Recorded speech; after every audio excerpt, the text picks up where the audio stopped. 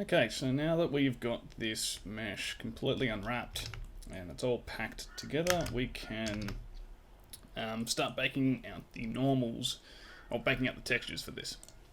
But the first thing I want to do, because this thing is like huge, if we brought in a cube here, so this cube by default is 2 meters on every edge. So this helmet is massive right now. I've already figured out what the scaling factor is to bring it down to a reasonable size. So we'll just scale onto the 3D cursor, or actually probably a better way to do it to keep it more consistent. We'll go to the active element, we'll select the helmet, and what we want to do is bring it up so we can see the item transform scale here. And we just want to scale this down until it is 0.163 is what I found. So now that's like proper size for the helmet. And what we can do is we can just go ahead and apply the scale, and that should do it for all of them.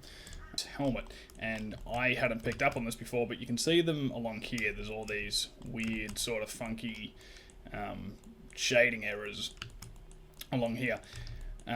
But pretty much if you've got this same thing going on, as I said, I don't exactly know how I caused this, but there's a simple fix to it. If you see this, just come over to your mesh data panel and just clear custom split normals, because we don't want any custom normal data on this helmet. So that's just a quick fix for that if you've also run into the same issue that I have. So while we're on the topic of fixing some mistakes and errors, I've actually finished recording the series by this stage, and I've just noticed a rather substantial error in the surface normals, and it's apparent in the little preview teaser that I've rendered, and it's actually apparent in all the thumbnails that I've rendered out for this as well, which is rather unfortunate. But I'm going to show you how to fix it. So what we have here, right, so this is the finished product. What we have here looks really nice in Eevee, right? So there's no obvious shading artifacts or anything. The normals look clean as we'd expect them to. But most of the renders that we will do won't be done in Eevee, right? They'll be done in Cycles, a path-traced render engine. And if you notice here, we start to get these really annoying black artifacts, like down the side here, along the front, really prevalent up and along here.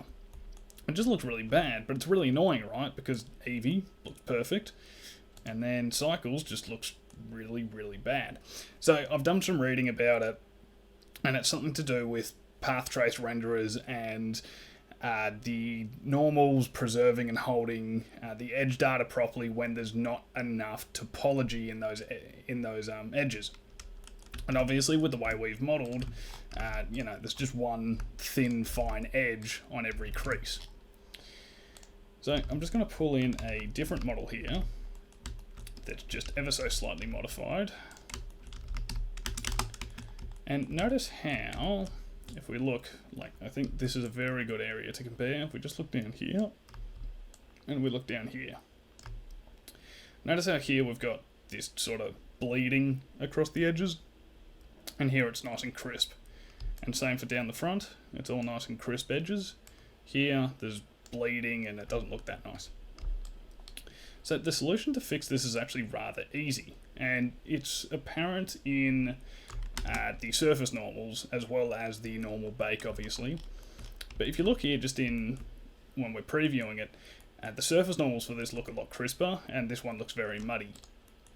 And if we just look here, all I've done is I've applied a slight bevel or chamfer to all of these edges just to increase the topology a little bit around the edges. So I'll show you guys a very quick and simple way of doing this on the model before we get into the baking process. So you won't see the bevel modifier throughout the rest of my process, but just know that it should be there, as I've already recorded all this and I'm just coming back to fix this problem so you guys don't have the same thing when you finish it all up. Alright, so I'm just going to delete my example there.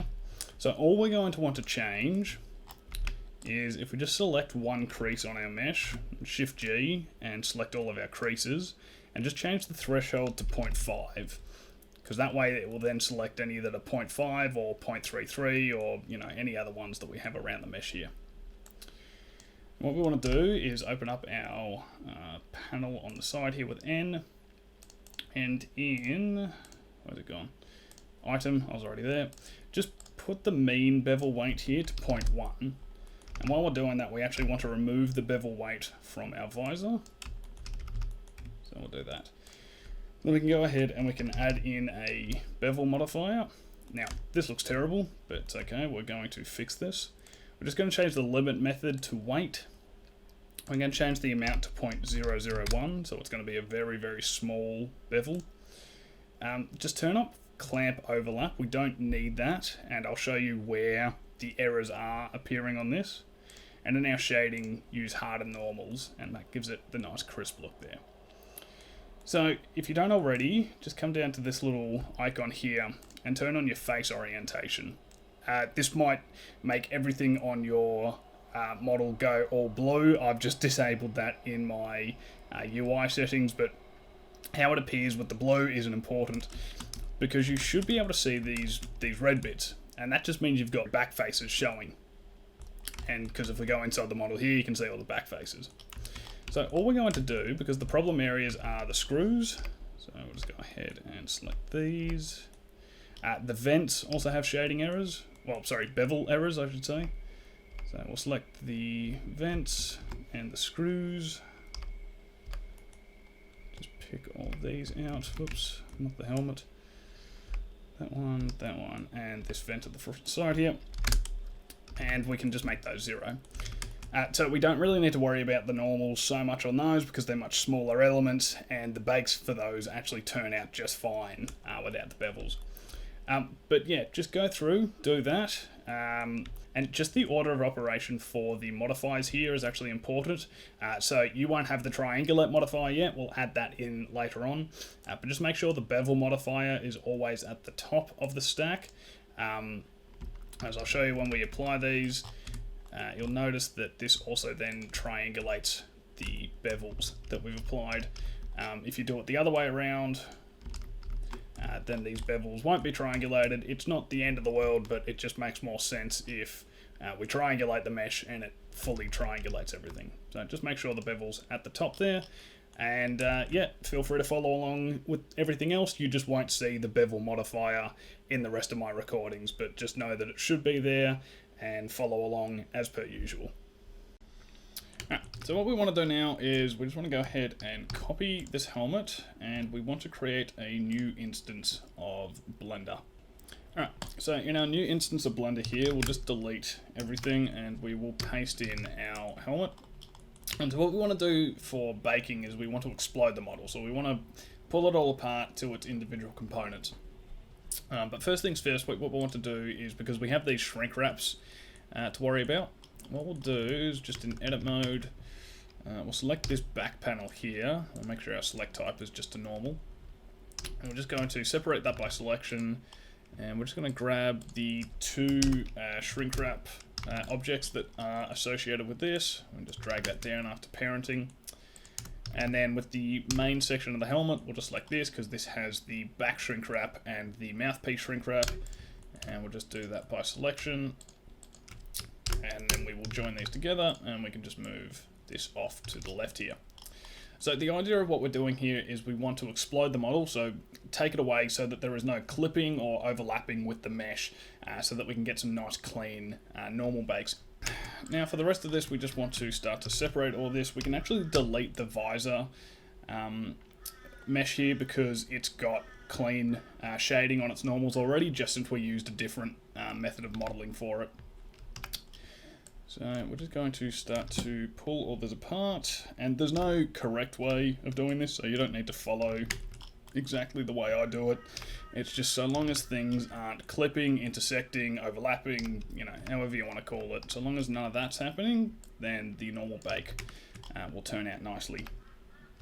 So we'll just continue along pulling these apart. Oops. And just bring that up to there. And there's these 2 little bolts at the back, so I'll just move that away. that away. Grab this. A little 117 logo.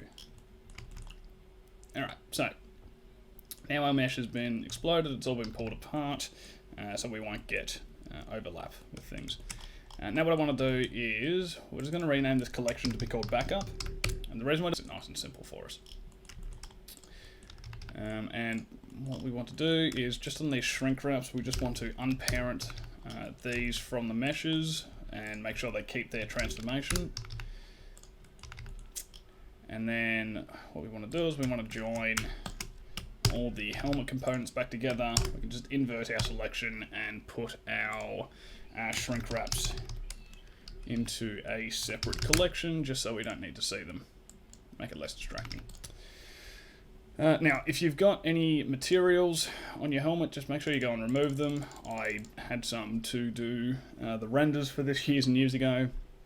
But if you do have any, just make sure you remove them. We just want to keep a blank slate on this for the time being, and we'll just call this, we'll just call it main helmet. I'll just get rid of the numbers on the end there. Cool. Alright, so we're going to copy this again, and we'll make a new collection, and we'll call this bakes. And then we can just hide this one, and we can paste the helmet into our bakes. And once again, the shrink wraps have come across, so we can just move these into our shrink wraps. Cool. So we'll call this one helmet underscore LP, and the naming convention for this is necessary, so we need to define which one's our low poly mesh and which one's our high poly mesh when we use text tools for the initial baking process. So then we can just duplicate this. We can call this one helmet underscore HP. And for the high poly mesh, all we need to do, and this will probably make your laptop or computer run a little bit sluggish, but we need a subdivision surface modifier, and this is chugging along a little bit. And we'll just change both of these values to 4, and then we want to drag this to the top of the stack.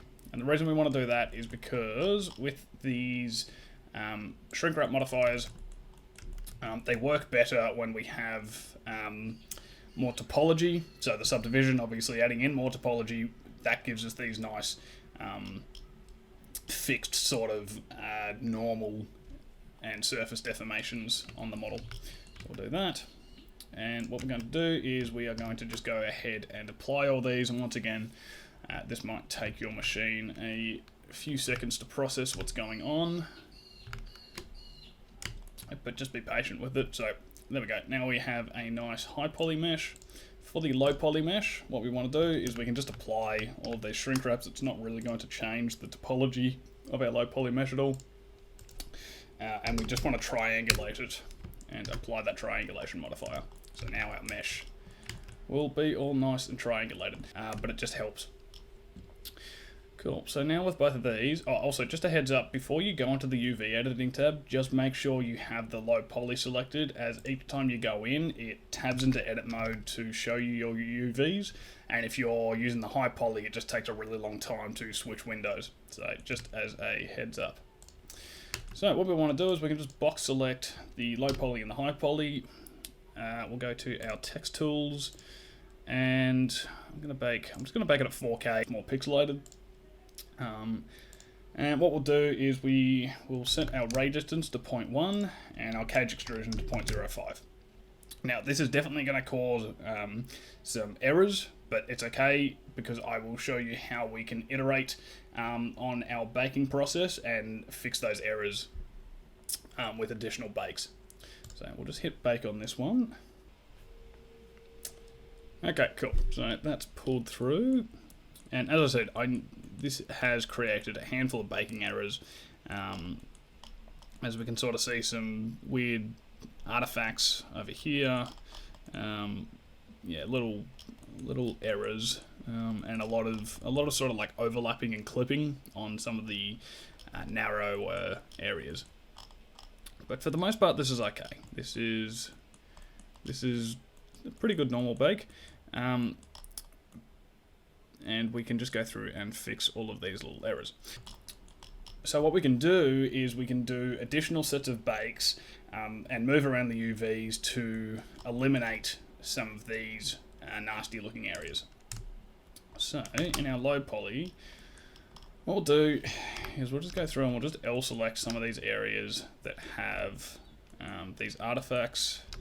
It's a bit of a manual process. You can make it maybe a little bit easier if we go into our shading tab and we will just create a new material, pull in an image texture, and we will use our recently made normal bake, and we'll just hide the high poly so that we don't have to see that.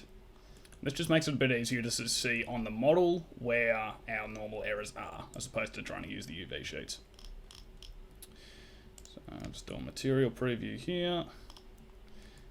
And so yeah, and we'll just do this by selecting via seams. And we don't have to just use one or the other, we can use both at the same time here. It's just gives you a bit of preference in how you want to work.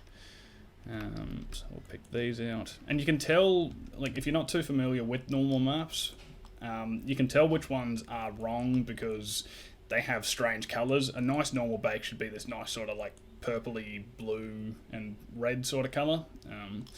These where you've got like these more cyan looking colors, that's completely wrong. So you don't want that. That's, yeah, looks terrible. Just as a means of helping you identify why I'm picking the island that I am. So a lot of these should be okay.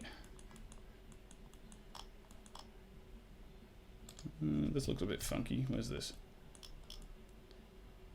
That might be okay. I'll just select it anyway. Oops. What happened there?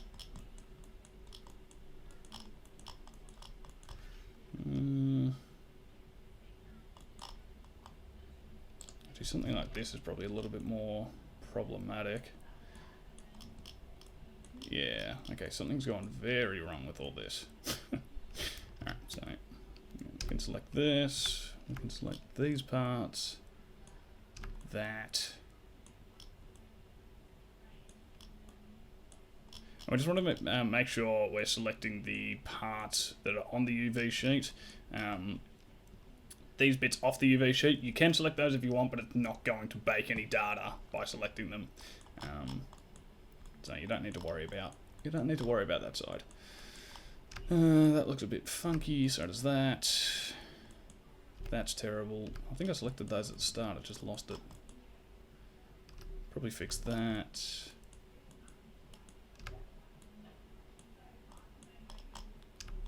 That's not okay. Bit weird there. That one.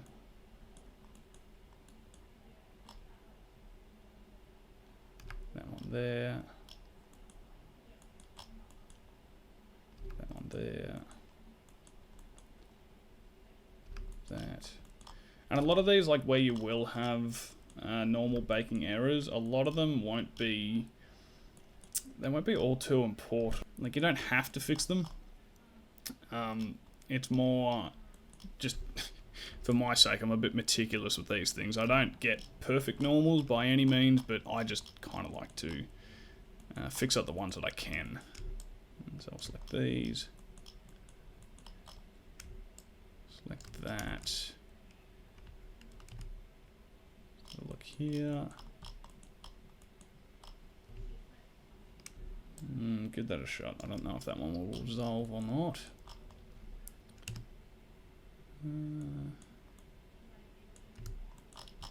Yeah, these need fixing. Same as the, I swore I selected that before. Pull this one in.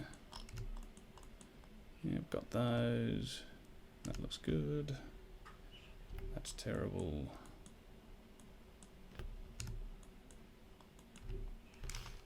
That one there.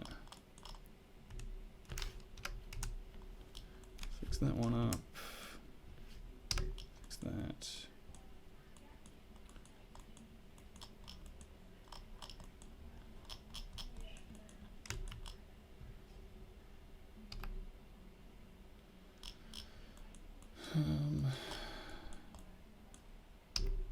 that side as well.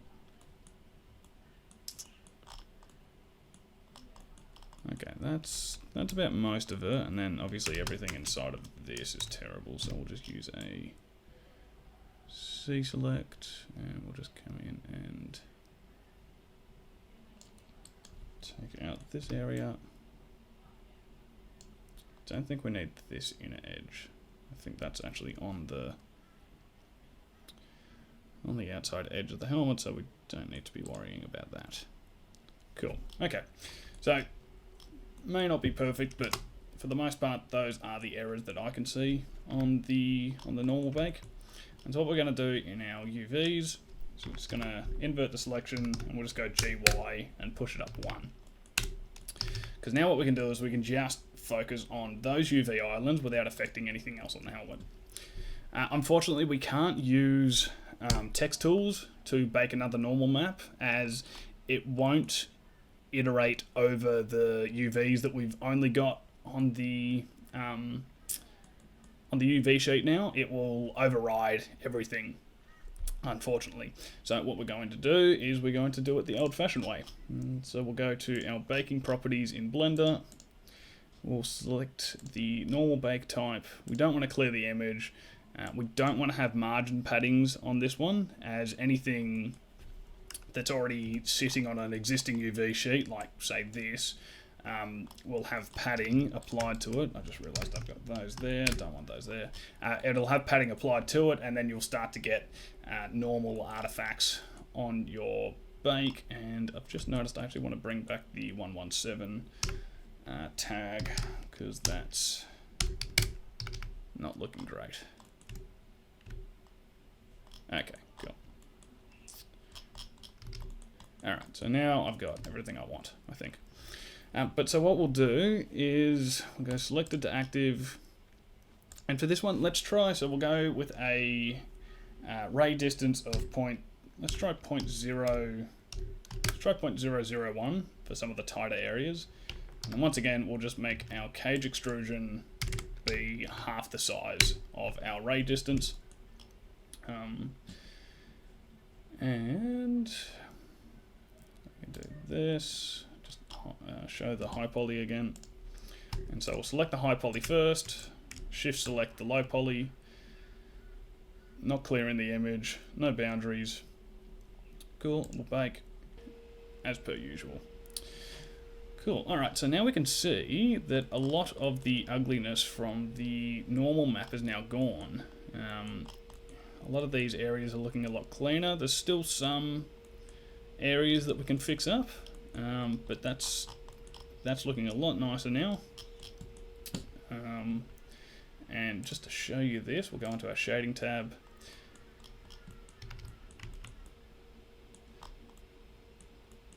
And I'll just create that circular dependency I was talking about before. We'll just plug this into our normal, and then we'll show this, and we'll do it in cycles. And I'll just set up an HDRI so we can actually see the reflections. HDRI, let's just bring this in.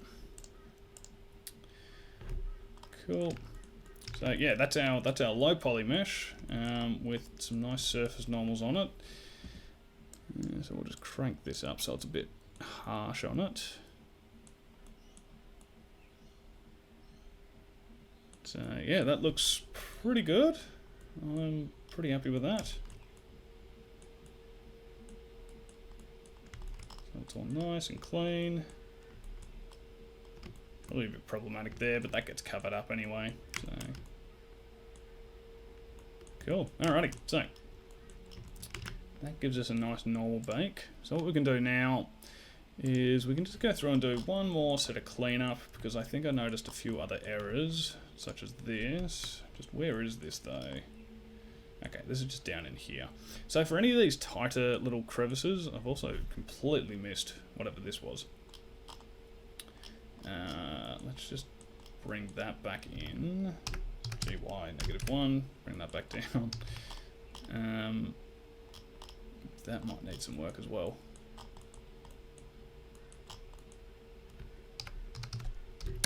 So bring that back down. goodness, these as well. Okay.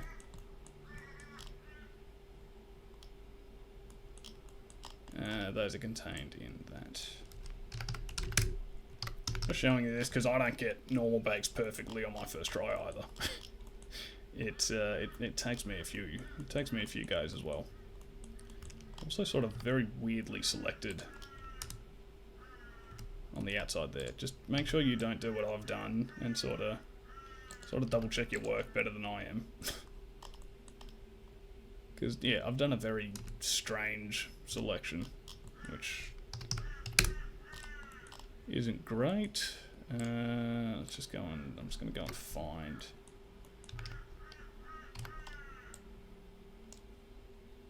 Find those. Just like these ones, I think. Yeah, I'm just missing an edge there, and I'm also missing an edge here. There we go. Okay, that should work better. Yeah, just make sure you check your work better than I do.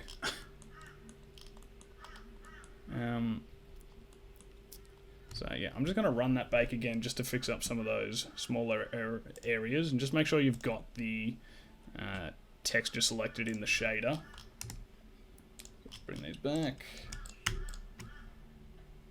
Shader on the high poly, then it would screw up your normal bakes.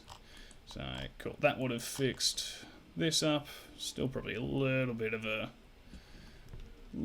error there, but it's I'm not too precious about that. It's very small. That's how you fix it. You move any of the UV islands off the sheet that you don't want to be affected by the new baking distances, and only keep the ones on the sheet that you want to be affected. So you can just bring all these back down, and yeah, so that looks pretty nice. So now what we can do is in our UV editor here, we can go image, and what we'll do is we'll just go to where our project folder is. We'll just add in a folder for bakes, and we want to do it as an open EXR, just RGB, and we'll do it as zip is what I normally do, non-color data, and we can just call this normal. Save that. Cool. And then the next thing we can do is we can do a ambient occlusion bake. Now you could do the AO bake with it all separated like this.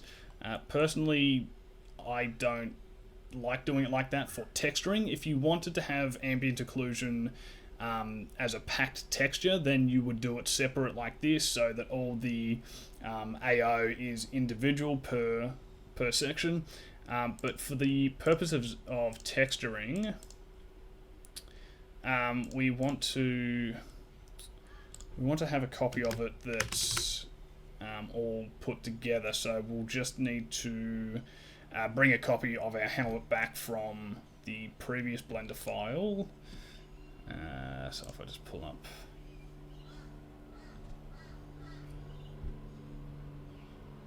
this, so yeah, we just want a copy of this one here.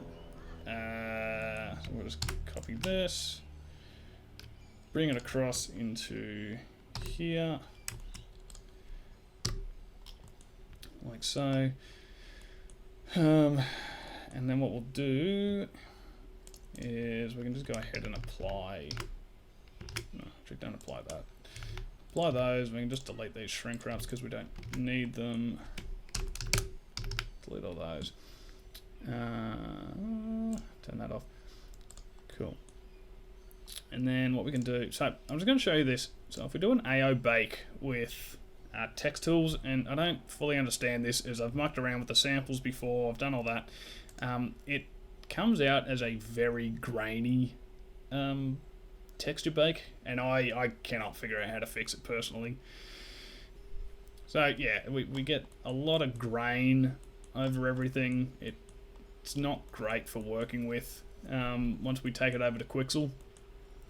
And so what we'll do instead is in our shader tab here, I'm just going to remove all these materials again. And we'll just make a new material. We can just call this AO. The way I've found that this works pretty well is to get the ambient occlusion shader node. We can just get rid of that. And then we can just use, I think either or works just fine. But we can use this node plus the normal that we just baked out for our helmet here. So if we go to our bakes, bring our normal EXR in, plug this into our normal, and then get a normal map node. And so you see that just cleans everything up on the ambient occlusion. And what we'll do is we'll just plug in an emission, and we'll make a new image texture. New, we'll just call this AO. We'll do this at 4K. Don't need an alpha. New image. And then what we can do is in our baking properties, we can select emission. Go clear image, 4 pixels. Don't need it to be selected to active because we're not baking from another mesh. And if we just hit bake, alright, there we go. So that does take a little bit of time, unfortunately, but as you see here, it's a much nicer bake that we get. It's not all noisy and granular. It comes out looking rather nice. So we can just go ahead and save this image, save as, and we'll just call it AO. I'll just save it as a PNG because it's fairly lossless. So now we just have 2 more maps that we want to bake for this. So in Quixel or most other texturing softwares, we'll need to define a color map. So we'll go in text tools, we'll choose our element ID here, and we'll need 5 colors. So that's the default here, so that's going to work rather nicely for us. And what we can do is we can just go ahead, select everything, and we can just assign the red to everything, and then we can iterate on that. Actually, I think we might need 6 colors in the end. Instead of a grey, let's go and make this like a hot pink or something. Cool. So we will make the visor blue. Also, the colors for this doesn't matter so long as the areas that you want to have as a different color have a different color ID. Then it will all work. So you don't need to follow the same colors I'm using. You can use whatever colors you want here. Then the visor brim outline, I'm just going to use the normal selection. Visor brim outline here will be a black color, so we'll just set that to be green. Section here, just below the lip, should also be black.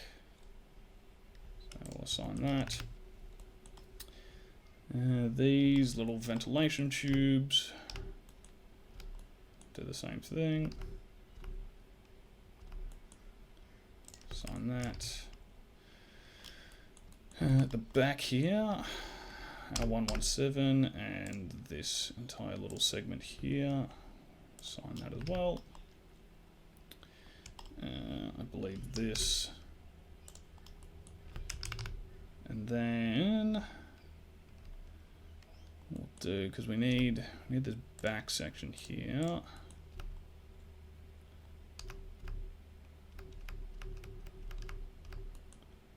Need all of this to conform. We won't do that part. We'll just do this back side here. Okay, I'll just go through, select all of these. I'm just going to do it on one side, and then I'll just mirror my selection. Just make things a little bit easier. Select those. I'll just change this to normal for this part. Just make getting these bits a bit easier. Cool, and we'll just go ahead and mirror, select mirror, and we'll just extend that. Nice. Just make sure we get that inside one there. If you make any mistakes with the ID maps for the colors, it's okay, because you'll notice once you bring it into Quixel or your preferred texturing software. So it's all good if you make any mistakes, because you can always just come back and iterate on it later. So those, we'll assign that as well. Let's just have a look at this. So this face in here should be black, as well as the part that this sits on. We'll just select mirror. And then the outer part of this can be the same.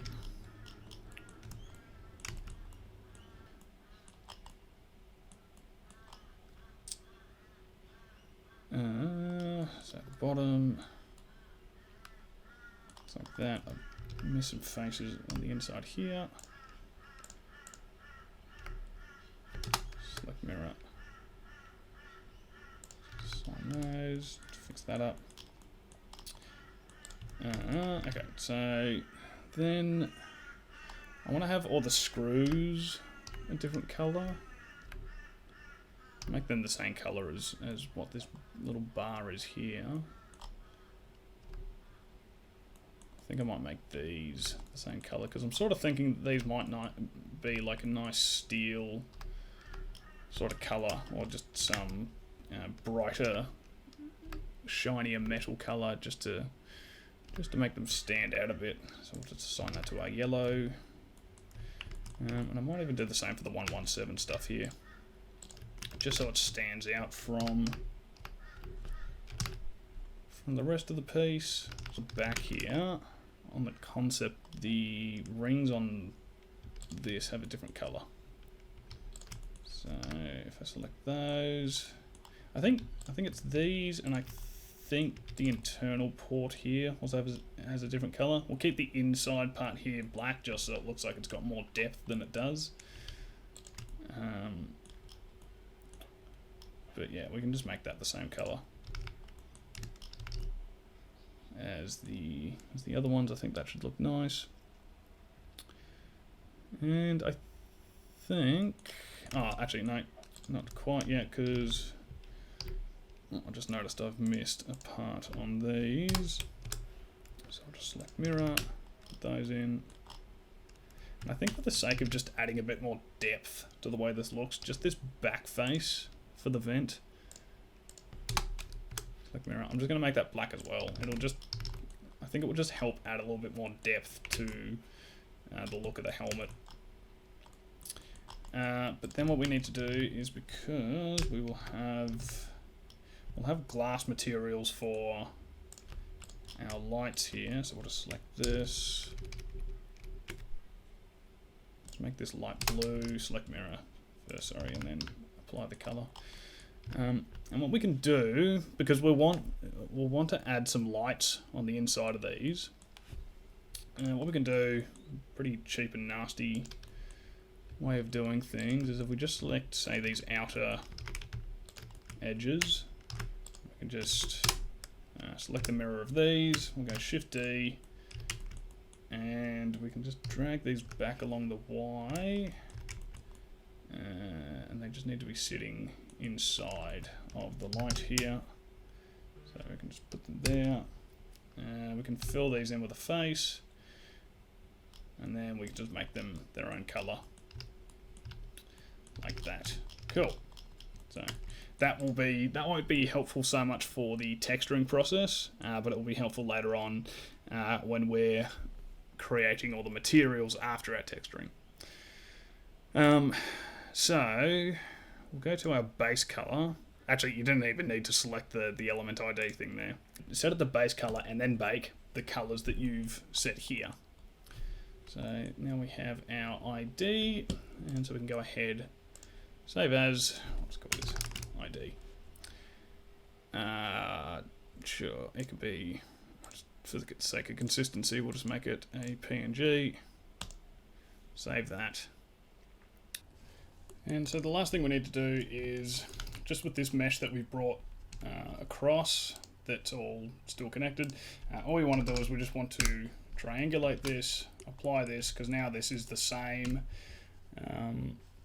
This is the same as our low poly, and then all we want to do is just file, export as an FBX, and we will take it over to our project folder.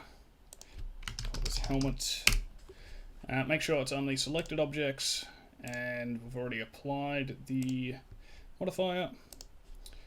And so now we have our helmet exported as an FBX. So in the next episode, I will see you all in Quixel Mixer as we start to texture this.